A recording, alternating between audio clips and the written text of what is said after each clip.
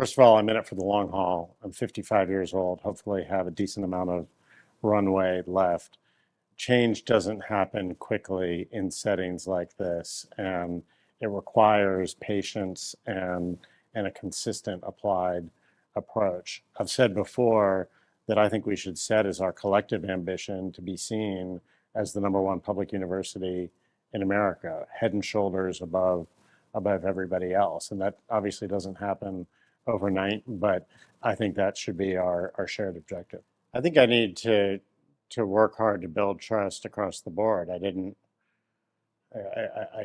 come from within the university. I didn't come from within academia, and I, I I've been working hard over the last 8 months to try to get out in front of as many people as possible, meet as many people as possible, and build as many relationships and as much trust as I can. So I don't think that's it.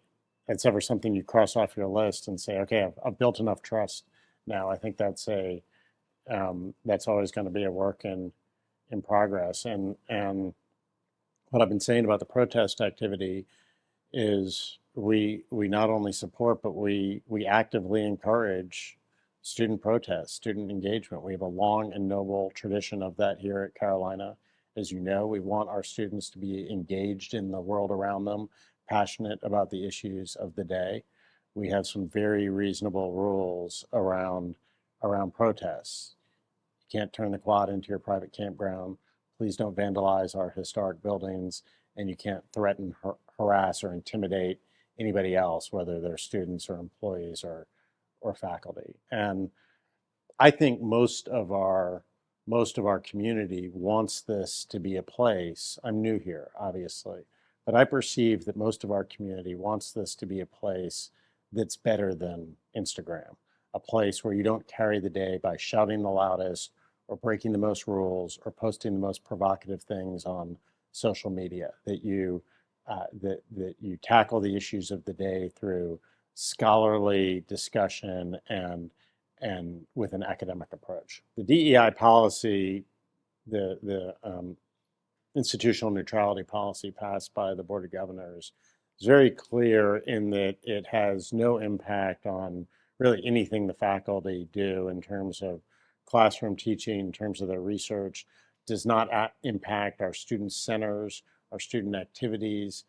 And so it raises the question of, well, what is the actual impact? And I can't really preview what we're going to put in the report, but we'll certainly be ready by September 1st. North Carolina graduates a smaller percentage of engineers as a percentage of total graduates than the national average, which is not what we think of when we think of North Carolina's workforce. So it's not about competition with other system schools.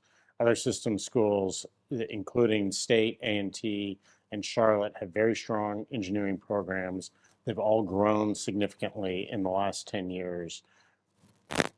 They and Carolina need to continue to grow our output of engineers in order to keep pace with workforce demands and with student demands. I mean, there's very strong student demand for the engineering programs that we have now, and very strong employer demand for those students. It's going to be a fantastic semester. We couldn't be more excited about the students arriving. They're moving in over the course of this week. School starts a week from today. 4,700 new first-year students coming in from around the country, around the world, and of course all over North Carolina. I'm a first year also, and so I look forward to welcoming them and going through the semester together. It's going to be a great year.